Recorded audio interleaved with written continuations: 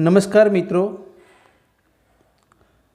આચાર્ય મમ્મટ રચિત કાવ્ય પ્રકાશમાં આપણે કાવ્ય પ્રકાશ અને આચાર્ય મમ્મટને લગતી બાબતોનો અભ્યાસ કર્યો. એના પછી કાવ્ય પ્રકાશનું મંગલાચરણ જોયું આપણે કે આચાર્ય મમ્મટે વાણીની દેવી સરસ્વતીને નમસ્કાર કર્યા છે. કવિ ભારતીનો જે જયકાર કર્યો છે મંગલાચરણમાં. એના પછી તરતની બીજી કારિકામાં આચાર્ય મમ્મટે કાવ્ય પ્રયોજનો આપ્યા છે, જેની ચર્ચા આપણે કરીશું. આચાર્ય મમ્મટે મંગલાચરણ પછી કાવ્ય પ્રયોજનોની ચર્ચા કરી છે. અભિધેય વસ્તુના પ્રયોજનની ચર્ચા કરવામાં ન આવે ત્યાં સુધી તે ગ્રાહ્ય બનતું નથી. અને કહેવાયું છે કે પ્રયોજનમ ઉદ્દિશ્ય મંદોપી ન પ્રવર્તતે. એ ન્યાયે કાવ્ય સર્જનની પાછળ સર્જક કવિને અને એ કાવ્ય સ્વાદની પાછળ ભાવકને કોઈને કોઈ પ્રયોજન હોવું જોઈએ એમ માનીને સંસ્કૃત આલંકારિકોએ કાવ્યશાસ્ત્રના આરંભ કાળમાં જ એના પ્રયોજનો નિર્દેશ કર્યા છે. સંસ્કૃત અલંકારિકોએ કાવ્ય પ્રયોજનો નિર્દેશ માત્ર તાત્વિક દ્રષ્ટિએ જ નહીં પણ વ્યવહારિક દ્રષ્ટિએ પણ કર્યો છે. પોતાના પુરોગામી સાહિત્ય વિવેચકોએ નિર્દેશેલા કાવ્ય પ્રયોજનો આચાર્ય મમ્મટની ચર્ચામાં સંકલિત સ્વરૂપે જોઈ શકાય છે. આચાર્ય મમ્મટે આપેલા કાવ્યના પ્રયોજનો જોઈએ તો કાવ્યમ યશસી યર્થકૃતે વ્યવહાર વિંદે શિવ રક્ષયતે સદ્ય પ્રનિવૃત્તે કાંતા સમીપ્ત તય ઉપદેશ યુજે. એટલે કે આ કારિકામાં આચાર્ય મમ્મટે કાવ્ય પ્રકાશમાં કાવ્યના પ્રયોજનો 6 આપ્યા છે.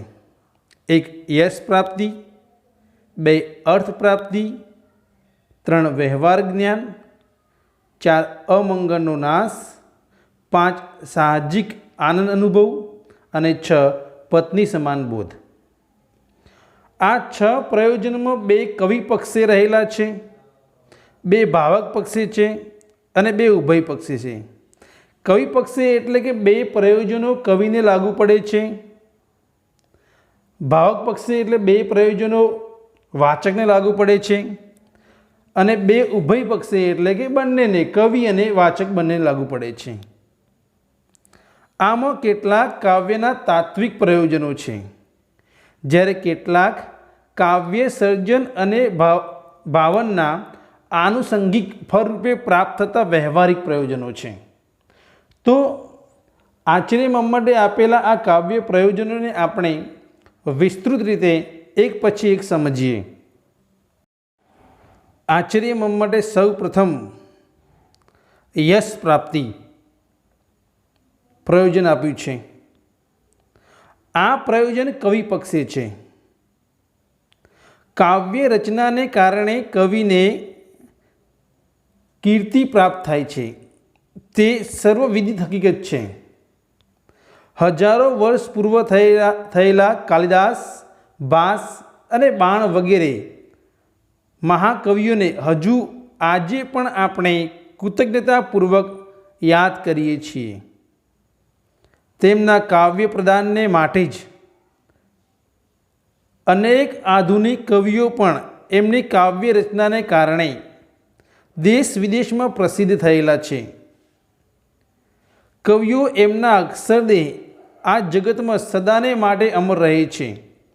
માટે જ ભર્તૃહરિએ કહ્યું છે, જયંતી તે શ્રુકૃતિન રસિદ્ધા કૈશ્વરા નાસ્તિ એશામ યશ કાય જરા મરણ અજમ ભયમ. આચાર્ય મમ્મટ યશ પ્રાપ્તિ માટે કાલિદાસા યાદિના મીવ યશ, કાલિદાસ વગેરેની જેમ યશ પ્રાપ્તિ એમ આપણને આ કવિઓને જે યશ પ્રાપ્તિ થઈ એ સૌ પ્રથમ એમનું પ્રયોજન ગણાવે છે. કવિનો પાર્થિવ દેહ નાશ પામે છે, તો પણ તેનો આ યશોરૂપી દેહ હૃદયોના મનમાં યુગો યુગો સુધી જીવતો રહે છે. સદાયને માટે તેઓ આપણી નજર સમક્ષ રહે છે એમની કૃતિઓ દ્વારા. આમ મહાકવિઓને તેમની કૃતિઓ યશ પ્રાપ્તિ કરાવે છે અને તેમને અમર બનાવે છે. આચાર્ય મમ્મટ દ્વારા આપેલું બીજું પ્રયોજન છે અર્થ પ્રાપ્તિ.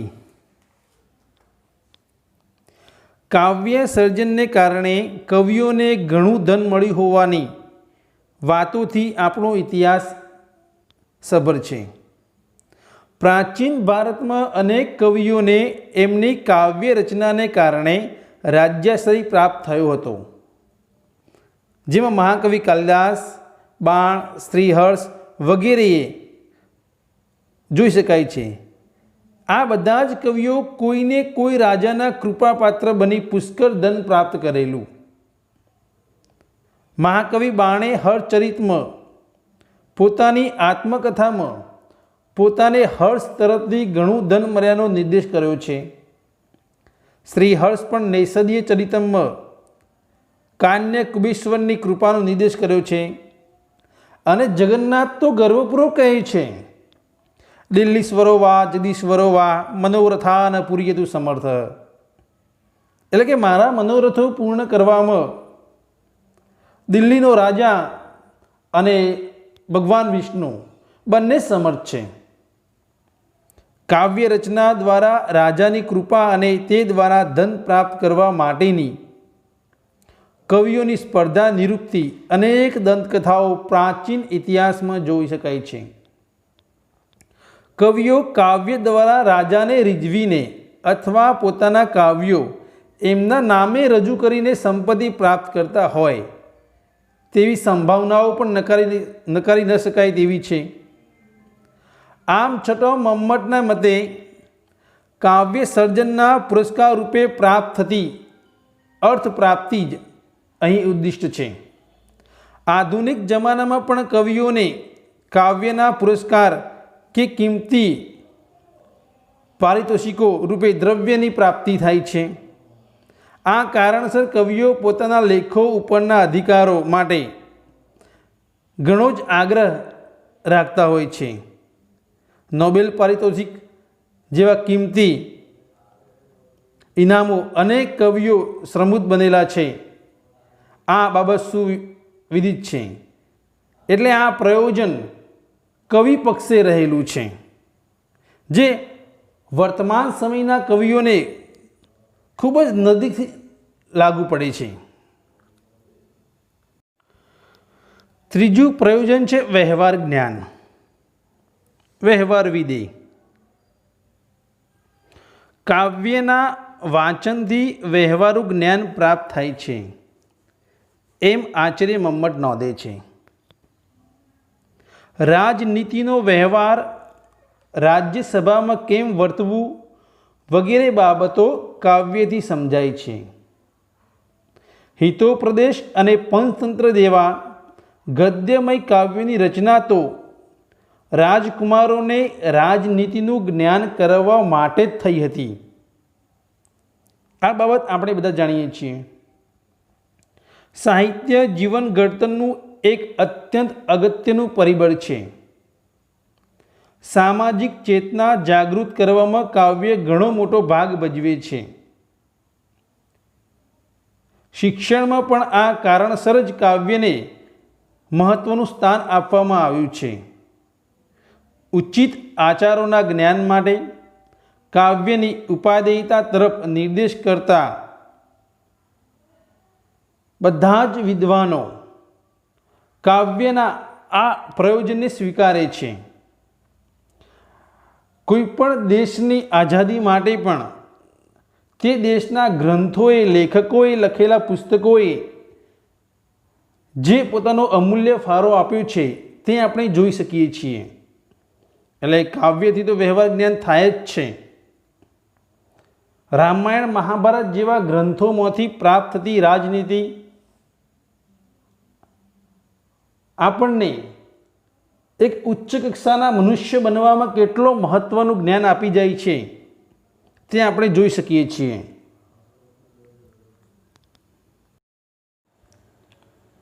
પાંચમું પ્રયોજન છે સાહજિક આનંદ અનુભવ. આચાર્ય મમ્મટે સાચી રીતે જ નોંધ્યું છે તેમ આનંદ પ્રાપ્તિ કાવ્યનું મુખ્ય અને મહત્વનું પ્રયોજન છે. કાવ્ય વાંચતા જ ભાવક કોઈ અવર્ણનીય એવી તન્મય અવસ્થામાં લીન બની જાય છે કે તેને આજુબાજુનું ભાન રહેતું જ નથી. તે સર્વસ્વ ભાન ભૂલીને બ્રહ્માનંદ સમા અદ્વિતીય આનંદનો અનુભવ કરવા લાગે છે. કાવ્ય વાંચતો જ સ્ફૂર્તો આ અસીમિત આનંદ કવિતાનું મુખ્ય પ્રયોજન છે. તેથી જ આચાર્ય મમ્મટે એને સકલ પ્રયોજન મૌલીભૂત કહી એનું ગૌરવ કર્યું છે. એટલે કે બધા જ પ્રયોજનોમાં આ મુખ્ય મૌલીભૂત પ્રયોજન છે.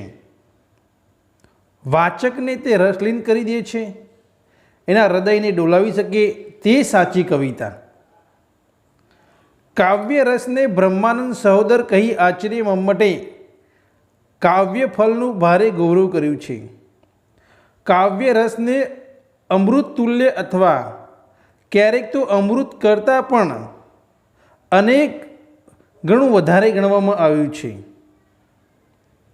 આમ વિવિધ રીતે કાવ્ય રસની આ અનન્ય આનંદ સહજતાને વ્યક્ત કરવામાં સંસ્કૃતમાં અનેક સુભાષિતો મળી આવે છે. કાવ્યનું પ્રયોજન આનંદ ખરેખર કોને પ્રાપ્ત થાય છે? વાચક કાવ્ય વાંચતા જ પરમ આનંદમાં લીન થઈ જાય છે. તેથી વાચકને આનંદ પ્રાપ્ત થાય છે. આ વાસ્તવિકતા છે. પણ તે શું માત્ર વાચકનું જ પ્રયોજન છે? કાવ્યનું જે મુખ્ય અને મહત્વનું પ્રયોજન છે તે શું એના સર્જકને ફળદાયી બનતું નથી? આવો પ્રશ્ન સ્વાભાવિક રીતે જ ઉદ્ભવે. આ પ્રશ્નનો વિચાર ભારતીય સાહિત્ય વિવેચકોએ પણ કર્યો છે. કારિત્રી અને ભાવિત્રી એમ બે પ્રકારની પ્રતિભાઓ માન્ય કરવામાં આવી છે. આમાં કારિત્રી પ્રતિભા ધરાવતો કવિ પોતાના સર્જનના આનંદનો અનુભવ કરે છે, જ્યારે ભાવક પોતાની ભાવિત્રી પ્રતિભાથી કાવ્યના ભાવનનો રસસ્વાદ અનુભવે છે. જો કે મોટા ભાગના આલંકારિકો આનંદનું પ્રયોજન ભાવક પક્ષે હોવાનું ગણાવે છે, પરંતુ કવિને પણ સર્જનનો આનંદ થાય છે એ બાબતનો નિર્દેશ કરતા શ્રી આનંદ શંકર ધ્રુવ કહે છે કે મમ્મટ અને બીજા કાવ્યશાસ્ત્રીઓ પણ આનંદનું પ્રયોજન ભાવક પક્ષે જ ગણાવતા હોય એવું લાગે છે. સર્જક પક્ષે એમને યશ, ધન અને અનિષ્ટ નિવારણને જ ગણાવ્યા છે, જે અનિવાર્ય પ્રયોજનો નથી. એટલે સર્જક પક્ષે એમને તાત્વિક દ્રષ્ટિએ નહીં, વ્યવહારુ દ્રષ્ટિએ જ વિચાર્યું લાગે છે. આધુનિક પ્રાચ્યત્ય મીમાંસકો સર્જક પક્ષે આત્મા અભિવ્યક્તિને કાવ્યનું પ્રયોજન ગણાવે છે. સર્જકને જે પ્રેરણા જાગી છે, જે સંવેદન થયું છે, તેને અભિવ્યક્તિ દ્વારા સંતૃપ્ત કરવું એ કાવ્ય સર્જનનું પ્રયોજન છે. આ વ્યાપારમાં કવિચિત્તની સ્થિતિ બહુધા આનંદમય હોવાની, એ રીતે આનંદને કાવ્ય સર્જનનું પણ પ્રયોજન ગણી શકાય. અને તે બ્રહ્માનંદ સહોદર છે. એટલે કે કાવ્યનું સૌથી મહત્વનું પ્રયોજન એ સાહજિક આનંદ અનુભવ છે. પાંચમું પ્રયોજન છે સાહજિક આનંદ અનુભવ. આચાર્ય મમ્મટે સાચી રીતે જ નોંધ્યું છે તેમ આનંદ પ્રાપ્તિ કાવ્યનું મુખ્ય અને મહત્વનું પ્રયોજન છે. કાવ્ય વાંચતા જ ભાવક કોઈ અવર્ણનીય એવી તન્મય અવસ્થામાં લીન બની જાય છે કે તેને આજુબાજુનું ભાન રહેતું જ નથી. તે સર્વસ્વ ભાન ભૂલીને બ્રહ્માનંદ સમા અદ્વિતીય આનંદનો અનુભવ કરવા લાગે છે. કાવ્ય વાંચતો જ સ્ફૂર્તો આ અસીમિત આનંદ કવિતાનું મુખ્ય પ્રયોજન છે. તેથી જ આચાર્ય મમ્મટે એને સકલ પ્રયોજન મૌલીભૂત કહી એનું ગૌરવ કર્યું છે. એટલે કે બધા જ પ્રયોજનોમાં આ મુખ્ય મૌલીભૂત પ્રયોજન છે. વાચકને તે રસલીન કરી દે છે, એના હૃદયને ડોલાવી શકે તે સાચી કવિતા. કાવ્ય રસને બ્રહ્માનંદ સહોદર કહી આચાર્ય મમ્મટે કાવ્ય ફલનું ભારે ગૌરવ કર્યું છે. કાવ્ય રસને અમૃત તુલ્ય અથવા ક્યારેક તો અમૃત કરતાં પણ અનેક ઘણું વધારે ગણવામાં આવ્યું છે. આમ વિવિધ રીતે કાવ્ય રસની આ અનન્ય આનંદ સહજતાને વ્યક્ત કરવામાં સંસ્કૃતમાં અનેક સુભાષિતો મળી આવે છે. કાવ્યનું પ્રયોજન આનંદ ખરેખર કોને પ્રાપ્ત થાય છે? વાચક કાવ્ય વાંચતા જ પરમ આનંદમાં લીન થઈ જાય છે. તેથી વાચકને આનંદ પ્રાપ્ત થાય છે. આ વાસ્તવિકતા છે. પણ તે શું માત્ર વાચકનું જ પ્રયોજન છે?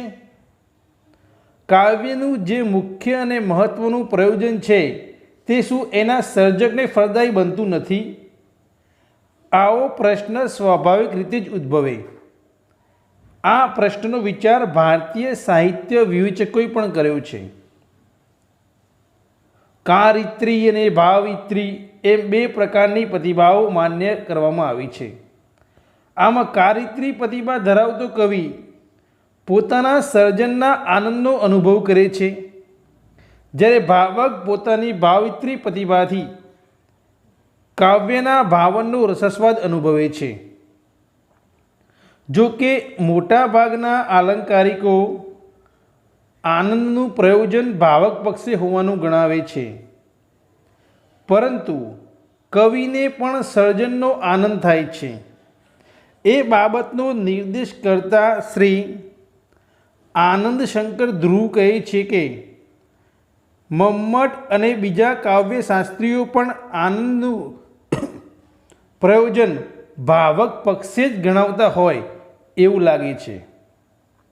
સર્જક પક્ષે એમને યશ, ધન અને અનિષ્ટ નિવારણને જ ગણાવ્યા છે, જે અનિવાર્ય પ્રયોજનો નથી. એટલે સર્જક પક્ષે એમને તાત્વિક દ્રષ્ટિએ નહીં, વ્યવહારુ દ્રષ્ટિએ જ વિચાર્યું લાગે છે. આધુનિક પ્રાચ્યત્ય મીમાંસકો સર્જક પક્ષે આત્મા અભિવ્યક્તિને કાવ્યનું પ્રયોજન ગણાવે છે. સર્જકને જે પ્રેરણા જાગી છે, જે સંવેદન થયું છે, તેને અભિવ્યક્તિ દ્વારા સંતૃપ્ત કરવું એ કાવ્ય સર્જનનું પ્રયોજન છે. આ વ્યાપારમાં કવિચિત્તની સ્થિતિ બહુધા આનંદમય હોવાની, એ રીતે આનંદને કાવ્ય સર્જનનું પણ પ્રયોજન ગણી શકાય.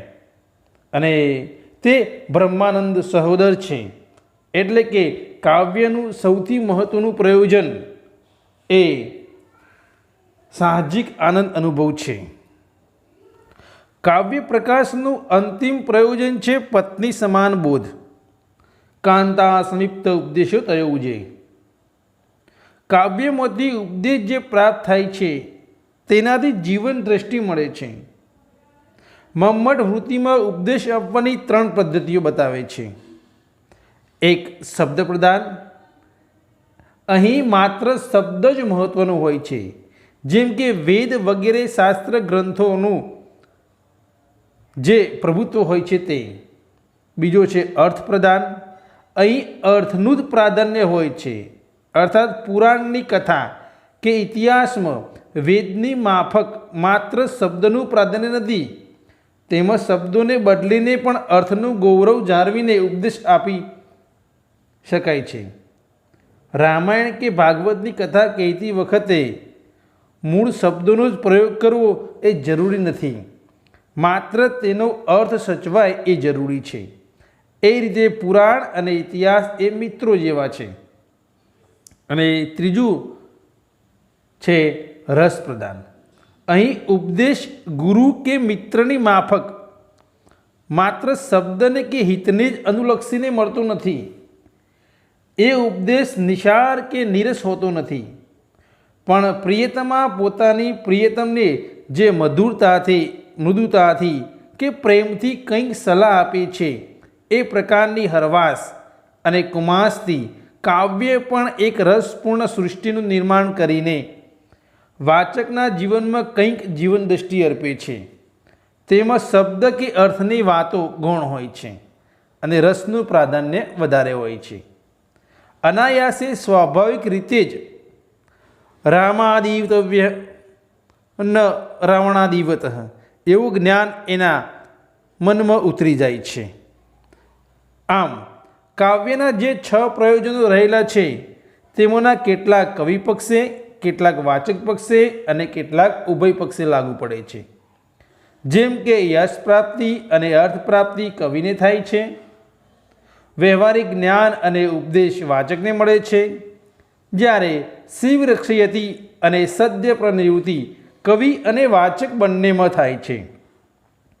આ જ વાતને કહેતો મમ્મટ વૃત્તિમાં નોંધે છે કે યથા યોગમ કવે સહૃદયસ્ય ચ કરોતીતિ સર્વથા તત્ર યત નિયમ. કાવ્યના આ પ્રયોજનો વિશે વિચારતો એ વાત સ્પષ્ટપણે તળી આવે છે કે માત્ર કલા ખાતર કલાની ભાવનામાં માનનારી પાશ્ચાત્ય જીવન દ્રષ્ટિ કરતાં ભારતીય જીવન દ્રષ્ટિ કઈ વિશાળ અને સર્વાંગીણ છે. તેણે જીવનના પ્રત્યેક કાર્યને અનેક દ્રષ્ટિબિંદુઓથી જોયું છે, ચકાસ્યું છે.